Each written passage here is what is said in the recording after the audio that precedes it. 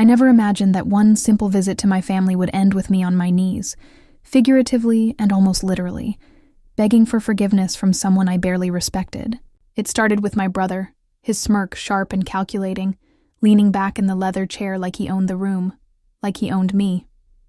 "You're going to apologize," he said, voice cold, precise, as if he had rehearsed every syllable. "To Claire, now," my chest tightened. Claire, with her manicured nails and perfectly polished smile, was everything I wasn't. Wealthy, arrogant, untouchable, and apparently the ultimate judge of my worth.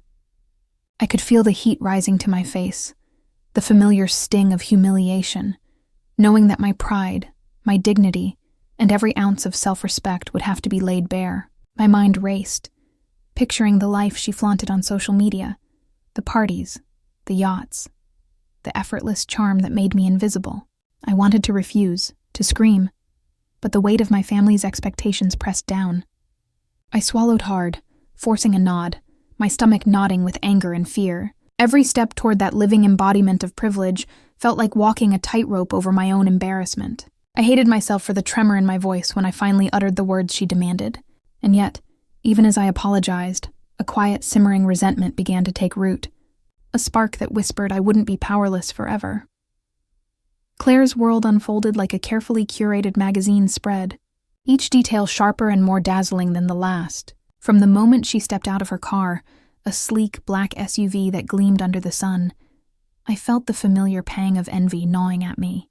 Her dress was impossibly perfect, a cascade of silk that shimmered with every step, and the way she laughed, effortless, rehearsed, magnetic, made me feel like a shadow in her presence. Invitations to her parties were whispered like secrets I would never be allowed to share. And I imagined the elaborate gatherings, chandeliers dripping with crystal, champagne flowing like rivers, friends in designer threads orbiting her brilliance. It wasn't just wealth. It was the status, the unspoken hierarchy that placed me at the bottom, invisible and insignificant. My stomach twisted with a mix of awe and simmering anger. Why should someone like her wield such power over people like me, shaping opinions, dictating who belonged? Each smile she offered, each perfectly timed compliment she tossed at others, felt like a reminder of everything I lacked. And yet, beneath the envy, a spark of determination flickered. If her life was a fortress, I would find the cracks. I would make them matter. The first seed of defiance took root in that glittering, impossible moment, unnoticed by everyone but me. My voice trembled as I stepped forward, words tasting bitter on my tongue. I'm sorry, Claire, I said, each syllable dragging through my pride like a stone. Her perfectly arched eyebrow rose and she smiled, not kindly, but the way predators smile at prey that can't escape. "Oh, that's all?" she said, tilting her head, voice dripping with mock sweetness. "I thought you might actually understand the weight of your mistakes." My cheeks burned, but I clenched my fists at my sides, forcing my voice steady. "I do," I managed barely above a whisper, though inside a storm raged. Every word felt like it chipped away at the dignity I had left, and yet I refused to show how much it hurt. Claire leaned closer, the faint scent of her perfume suffocating me. "You know," she cooed, "it's not just about saying sorry. It's about meaning it, feeling it." I nodded, swallowing down the urge to snap, to tell her she had no idea what real struggle was. Inside, though, my mind was spinning. Every glance she threw, every patronizing inflection, became a thread I could one day pull. This wasn't the end, it was the beginning. I'd endure this humiliation, yes, but I'd remember. I'd plan, and when the time came, I wouldn't just apologize. I'd turn every ounce of their arrogance against them. My apology was a mask. Beneath it, a fire had been lit, quiet but unstoppable, waiting for the right moment to erupt. As days passed, I found myself watching Claire more closely than I ever intended, like a silent observer mapping every flaw behind the flawless facade. Her laughter, once enchanting, now sounded rehearsed, a mechanical performance for the people who orbited her every whim. I noticed the way she snapped her fingers for a server at brunch, the imperious tilt of her chin when someone dared to contradict her, and even the slight tremor in her hand when she thought no one was watching. It was almost comical, the tiny cracks beneath the polished surface. My mind drifted to my own past, to the countless moments my family had overlooked me, favoring others for reasons that always seemed arbitrary. Birthdays forgotten, achievements minimized, my efforts dismissed while my cousin received praise and extravagant gifts for the same accomplishments. The sting of it came rushing back. The exclusion, the whispered comparisons, the invisible hierarchies reinforced at every family gathering. Now, seeing Claire flaunt her entitlement so blatantly, I realized how similar the patterns were. Power, privilege, and blind admiration from everyone else. And yet within that anger, a flicker of something else took root. Possibility. If her arrogance had weaknesses, if her empire of perfection had cracks, then maybe the tables could be turned. The thought was intoxicating, almost giddy, a forbidden thrill mingling with resentment. Every gesture, every laugh, every haughty glance became data, puzzle pieces I would one day assemble into a trap she could never see coming. The power I knew could shift. I just had to wait for the right moment. It happened at the dinner, the night I had been dreading but couldn't avoid. Claire arrived late, radiant and untouchable, and immediately drew every eye in the room, every laugh, every whispered compliment, reinforcing the invisible crown she wore so effortlessly. My stomach twisted as she turned to me with that insufferable smile. "I can't believe you thought you could ever keep up," she said softly, loud enough for the circle around us to hear. Laughter rippled like a wave, polite but cruel, and my face burned with shame. My parents exchanged nervous glances, my brother's smirk never leaving his face. I felt small, insignificant, completely exposed in a way that left my pride tattered on the floor. Every instinct screamed to run, to hide, but I forced myself to stay, hands clenched beneath the table, teeth grinding in frustration. Inside, a storm of anger swelled, mixing with humiliation, until it was all-consuming. Yet amid the burn of public disgrace, a spark of clarity ignited. This wouldn't last. I could endure this for now, yes, but the humiliation was a seed, and I would cultivate it. Quietly, in the corners of my mind where no one could see, I vowed revenge. I would plan, I would wait, and I would make her feel powerless in ways she couldn't imagine. This was only the beginning. I started small, pretending the curiosity was casual, asking innocent questions that felt harmless enough. When Claire mentioned a recent investment opportunity at brunch, I leaned in, smiling, letting her believe I admired her world. She obliged me with the names, the glossy slogans, the shallow reassurances she repeated like a script. Later, when she bragged about a sponsorship that allegedly paid for her last trip, I filed every detail away. It wasn't glamorous detective work, mostly observation, part memory, part patient listening, until the pattern began to form. At home, I pulled up old posts she'd shared, the ones that gleamed with luxury. I studied them like maps, following the threads.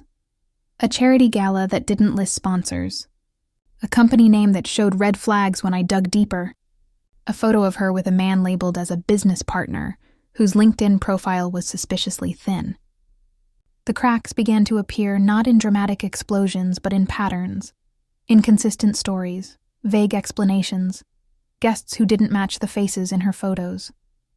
Where she'd painted glamour, I found small inconsistencies that didn't fit the narrative she sold. Then I found the ledger. It was almost by accident. At a family barbecue, Claire had left a folder by the pool. Careless, arrogant, the kind of mistake I had only ever imagined in fiction. My heart pounded as I opened it, hands steady despite the adrenaline. Inside were invoices with unfamiliar company names, emails printed with odd phrasing, and a wire transfer receipt that didn't match the story she'd told at dinner. There was a list of donors for a foundation she'd claimed to support. The amounts were wrong, dates shifted, entries duplicated. The neat handwriting of her assistant sat beside receipts from places that didn't exist. It was sloppy enough to be believable, and damning enough to be dangerous. I remember my first honest laugh that week, quiet and sharp, because the injustice of it felt karmic. The humiliation I had endured suddenly crystallized into leverage. Each inconsistency in the folder was a key, and I imagined how those keys might turn locks I hadn't known I could open. There was fear, of course, of what would happen if I reached too far, but it was a controlled, useful fear that sharpened rather than paralyzed me. For the first time, my anger had direction. I started building a loose file, a private collection of evidence that I kept tucked away in a hidden folder on my laptop, password protected and labeled with something innocuous, so no one would suspect. I copied receipts, screen-captured posts, and made notes of offhand remarks. I reached out under false pretenses to an old acquaintance who worked in compliance, asking for general advice about how to verify donations and trace wire transfers. Each tiny interaction felt like a chess move, careful, deliberate, and designed to avoid detection. As my collection grew, so did my confidence. The version of me who had crumpled at dinners began to feel alive again, strategic and precise. I imagined the look on Claire's face if the people who revered her discovered that her so-called generosity was a facade. My anger no longer burned wildly. It cooled into a plan, meticulous and patient. The stakes were higher than personal pride now. This was about exposing a corruption that fed on privilege and silenced consequences with money and charm. Late at night, in the glow of my laptop, I rehearsed scenarios, wrote possible letters, and thought through how to present the evidence without sounding vengeful. Because the last thing I wanted was to be dismissed as a bitter rival. I wanted facts, structure, and inevitability. Revenge, I decided, would be framed as truth-seeking, not spite, and that shift in framing felt like power. I reached out to one more person quietly, someone who owed me a favor ago, not to dramatize, but to ensure that when the truth came out, it would land with authority. The final pieces were falling into place, and for the first time since that apology, I slept without shame. The opportunity came sooner than I expected. At a small cocktail party Claire had insisted I attend, one of her curated gatherings filled with her usual entourage of admirers and sycophants. I walked in, measured, calm, masking the excitement that buzzed beneath my skin. Everyone greeted Claire with that deferential smile she thrived on, but I stayed in the shadows, quietly observing, cataloging reactions, gauging how the evening might unfold. My plan wasn't to humiliate her immediately, just to plant seeds, small but undeniable, that would start the unraveling. When she began boasting about a generous donation she had made to a new charity, I tilted my head innocently and asked for details, casual but pointed. "Oh, you've seen the receipts?" She laughed, flustered for the first time. I didn't realize anyone would check. A flicker of doubt crossed her perfect expression, and I knew the question alone had made her pause. I pressed slightly, mentioning an acquaintance who had contacted me about some inconsistencies, framing it as curiosity rather than accusation. The circle of guests stiffened subtly. I could see the eyes darting between us, sensing tension that hadn't been there before. Then came the financial misstep, a compliment from Claire about her investment in a luxury property, and my offhand remark referencing a small public record that contradicted her claim. I spoke lightly, almost joking, but the effect was immediate. Laughter around her faltered. Her confident posture wavered. She stammered, attempting to recover, but the doubt was planted, a tiny seed growing in plain sight. Inside, I couldn't suppress a grin. Throughout the evening, I continued weaving small observations into casual conversation, reminding certain guests about dates, events, and minor contradictions, each one unnoticed by the untrained eye, but significant enough to undermine Claire's flawless image. She tried to regain control, but every misstep now carried weight. I felt the subtle shift of power, the first tremor of change. For the first time since the apology, she looked uncertain, vulnerable, human, and I, the one who had knelt in shame just weeks ago, stood quietly, watching the empire of arrogance she built show its first cracks, savoring the knowledge that the momentum was mine. After the first tremor of embarrassment, I knew I couldn't stop at small slips. Claire's arrogance demanded a more calculated approach, one that would expose her in a way no charm or wealth could obscure. I spent days arranging meetings, subtly guiding conversations, and planting questions that seemed innocent but carried weight. Every detail mattered. Who would be present? What topics would surface? Which anecdotes could be subtly reframed to highlight her inconsistencies?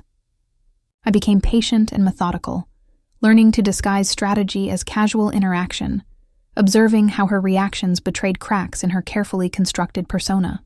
The perfect opportunity presented itself at a family gathering where some distant relatives, who were also minor investors in the charity Claire adored boasting about, were present. I casually mentioned a small discrepancy in the donation records, framing it as a puzzled question rather than an accusation. Claire laughed nervously, a fraction too long, and deflected with a practiced joke. But I could see it in her eyes, the uncertainty, the flicker of panic she tried to hide. I pressed a little further, speaking in neutral tones about an upcoming audit and the importance of accurate reporting. Every word I uttered was strategically innocent, yet it nudged her toward exposure. Next, I amplified the situation through casual conversations with her friends and colleagues, highlighting the inconsistencies I had documented. I asked pointed questions disguised as curiosity. "Oh, I thought your last fundraiser raised X amount. Did I misread the report?" The uncertainty spread. People began to notice that her stories didn't quite align, that the facade of perfection she had always projected was wobbling. Claire tried to regain control, smiling and deflecting, but each attempt only drew more attention to the gaps in her narrative. By the evening's end, whispers and sidelong glances buzzed through the room. Conversations that once elevated her prestige now exposed her contradictions. I observed silently as her carefully cultivated aura of power and wealth wavered, replaced by suspicion and polite judgment. For the first time, the social hierarchy she had dominated felt fragile, the respect she commanded conditional and fleeting. I felt a quiet thrill, a sense of moral and strategic satisfaction. The groundwork had been laid. Soon, her house of cards would collapse entirely, and it would be impossible for her to hide behind charm or money. The moment arrived on a crisp, overcast afternoon, when the carefully hidden truths I had been collecting finally converged in a single, undeniable display. Claire had organized yet another of her signature brunches, an event meant to flaunt her wealth, influence, and social dominance. Guests arrived dressed in their best, smiles fixed and eyes bright, all eager to witness Claire's effortless charm.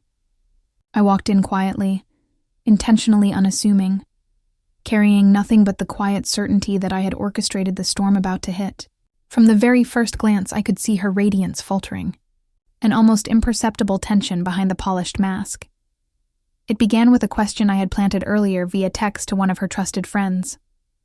A casual inquiry about the foundation she constantly flaunted on social media. The friend, flustered but compliant, mentioned discrepancies in the donation amounts that matched the files I had quietly shared, framing the truth as if it were a shared concern rather than an accusation. I observed from a distance as subtle gasps began to ripple through the group, murmurs building like a wave. Claire's confident posture stiffened, her smile twitching into a grimace, the first crack forming in the public image she had so meticulously curated. I approached her calmly, deliberately, and offered a quiet, measured comment that underscored the inconsistency without pointing fingers. The guests, sensing something significant was unfolding, leaned in. Screens were pulled out to check numbers, receipts, and prior social media claims, and the discrepancies became glaringly obvious. Faces that had once hung on Claire's every word now exchanged looks of disbelief and judgment. Every carefully orchestrated lie, every inflated donation, every embellished story she had built her social identity upon began to unravel before her eyes. The transformation was immediate and merciless. Conversations she had intended to dominate now highlighted her hypocrisy. Laughter once at her command was now tinged with disbelief. She attempted deflection, stammering through excuses, but each attempt only magnified her collapse. Even her closest allies looked unconvinced, the doubt spreading like wildfire. Her luxury lifestyle, the symbol of untouchable power, became a spectacle of fragility, and I felt the satisfaction of justice unfolding, tempered by calm and precision. Inside, I reflected on the journey, the humiliation I had endured, the strategic patience, the careful gathering of truth, and I allowed myself a quiet, almost imperceptible sense of triumph. I did not need to gloat or shout. The exposure spoke for itself. Claire's arrogance had been her undoing, and yet I remained measured, morally justified, and in full control. The power had shifted entirely. Where once she had towered over me, now I walked with unshakable composure, watching her empire of illusion crumble while I remained steadfast, calm, and undeniably victorious. After the minor embarrassment at the cocktail party, I knew subtlety alone wouldn't be enough. The next move had to be flawless, a situation where Claire's lies and inflated image could no longer hide behind charm or wealth. I spent days carefully planning, thinking through every interaction, every glance, every question that might draw attention to the cracks in her perfection. I positioned myself strategically at family events, casual gatherings, and even small business meetups, letting conversations flow naturally while planting hints that prompted others to question her narrative. At a weekend brunch with distant relatives and mutual acquaintances, I casually asked about the recent charity fundraiser Claire had bragged about incessantly. I feigned curiosity, asking for clarification on dates, amounts, and recipients. Claire, confident at first, recited her usual lines about generosity and community work. But with each answer, I dropped another piece of information I had meticulously verified: the inconsistent donation amounts, the duplicate entries in her public records, the vague explanations of expenses. I phrased each detail as an offhand observation, never accusatory, letting others' reactions carry the weight. The effect was immediate.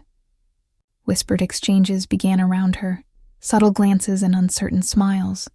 I watched as her composure wavered, her once commanding aura cracking under scrutiny. Questions that should have been trivial now seemed to challenge her authority, and her attempts to explain only highlighted the inconsistencies. I remained calm, polite, and engaged in neutral conversation, masking the thrill that surged beneath my skin. By the end of the brunch, whispers had grown into pointed curiosity. Even her closest allies glanced at each other, exchanging looks that said what no one dared speak aloud. Maybe Claire wasn't as flawless as she appeared. The status hierarchy had begun to shift. The power she wielded effortlessly was now fragile, and I could feel the tension in the room, thick and palpable. Each carefully orchestrated word and gesture had chipped away at her dominance, proving that perception was as fragile as truth, and that with patience and intelligence, even the untouchable could be exposed. Sitting alone that evening, I finally allowed myself to breathe. The whirlwind of humiliation, planning, and subtle manipulation had come to an end, and for the first time in months, I felt a weight lift from my chest. I thought back to the first moment Claire forced me to apologize, the sting of her smirk, and the heat of everyone's eyes on me, and I marveled at how far I had come. The fear and anger that had once consumed me had transformed into a quiet strength, a calm awareness of my own power and resilience. It wasn't just about revenge anymore.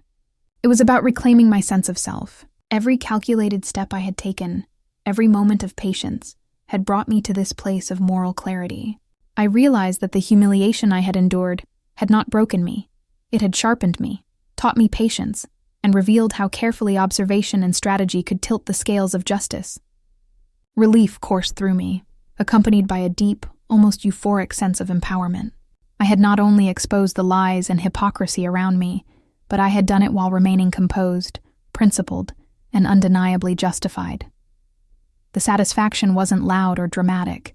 It was quiet and profound. I could feel the lingering traces of past shame, now replaced with confidence and pride. The tables had turned, and I had emerged unscathed in character, if not in ego alone. For the first time, I felt morally vindicated, as though the universe itself had aligned to acknowledge the injustice I had endured and the strength I had shown in response. And in that calm, reflective moment, I allowed myself a private smile, knowing that the journey had tested me, shaped me, and ultimately freed me. In the weeks that followed, I felt a shift that was almost tangible. The humiliation that had once weighed so heavily on my shoulders now felt like a distant memory, a shadow that reminded me how far I had come. I carried myself differently, with a quiet confidence that hadn't been there before, and people noticed. Conversations that once made me feel invisible now held my voice with respect, my opinions listened to and valued. Friends I had overlooked or dismissed in the past gravitated toward me, drawn by a subtle authority that came not from wealth or charm, but from resilience and strategic intelligence. Financially, I began to take steps I had postponed for years, investing in ventures I understood and controlling my own resources. I no longer relied on approval from family or validation from those like Claire. My independence was my reward. Socially, the contrast was striking. Where I had once been dismissed, embarrassed, or sidelined, I now navigated spaces with poise, aware of my own worth. Each interaction carried the quiet power of someone who had endured injustice and emerged stronger, more discerning, and undeniably capable. I reflected on the lessons learned, that patience, observation, and subtle strategy could shift power in ways brute confrontation could not, that resilience and self-respect were more potent than any public accolade, and that true empowerment came from understanding both people and circumstance. Where once I had cowered under judgment and wealth, I now stood as a measured, confident force, capable of navigating the world on my own terms. The past remained a teacher, the embarrassment a reminder, but neither could define me. I had rebuilt, not just externally, but internally, and that sense of control, dignity, and autonomy was infinitely more satisfying than any temporary victory over someone else. Just when I thought the storm had settled, an unexpected ripple shook the calm I had built. At a casual family gathering, someone I barely noticed, a distant cousin who had always seemed neutral, hovering in the background, suddenly spoke up. With a tone that was both accusatory and incredulous, they recounted an incident from years ago, a small but damning example of Claire's manipulation and hypocrisy that no one had remembered. The room went silent. Eyes darted between Claire and the cousin, whispers spreading like wildfire. Claire's carefully maintained composure faltered, her usual smirk replaced with visible shock and discomfort. I felt a thrill of disbelief myself. The revelation wasn't part of my plan, yet it amplified the consequences of her actions in a way I hadn't anticipated. Guests who had once admired her looked uneasy, uncertain how to reconcile her public charm with the repeated evidence of deceit and arrogance. I realized in that moment how unpredictable human dynamics could be, how even the smallest voice, when empowered, could alter the trajectory of events dramatically. Instead of panicking, I stayed composed, allowing the tension to escalate naturally. Claire tried to respond, but each word stumbled against the mounting credibility of the cousin's account. The power shift I had engineered was now compounded by forces beyond my control, reinforcing the idea that truth and observation could topple even the most polished facade. In the quiet aftermath of the revelation, I sensed that nothing would ever be quite the same. Claire's influence had been fractured irreparably, and the narrative I had carefully built now had an added, unpredictable edge that left everyone, including her, scrambling, sitting quietly in the evening. I let the events of the past month settle around me like a gentle, lingering weight. Claire's empire of arrogance had crumbled, her public image fractured, and yet I felt no gloating satisfaction. Only a calm, tempered sense of justice served. I thought about the humiliation I had endured, the sleepless nights of planning, the careful observations and small maneuvers that had led to this outcome, and I realized that the journey had taught me more than revenge ever could. It had taught me patience, resilience, and the quiet power of intelligence wielded with precision. Despite the victory, I retained empathy. I understood, in a way that surprised me, that Claire's arrogance had been fueled by fear and insecurity, just as mine had once been shaped by neglect and exclusion. I did not need to destroy to feel whole. Exposing the truth was enough. There was moral clarity in the fact that justice had emerged naturally from the interplay of deceit and courage, and that the lessons I had learned would guide me forward in ways wealth or social approval never could. I reflected on the contrast between who I had been and who I had become. The trembling, apologetic figure forced into submission versus the composed, strategic person who now navigated social spaces with dignity and confidence. That contrast, vivid and undeniable, reminded me that empowerment is never granted. It is cultivated. Karmic balance had been restored, but the real victory was internal, the reclamation of self-worth, perspective, and calm assurance. As I exhaled, I smiled quietly, knowing that while others might remember the spectacle, I would carry the deeper lessons, the humility, the patience, and the strength into every future challenge. And for the first time in a long time, I felt entirely, irrevocably free.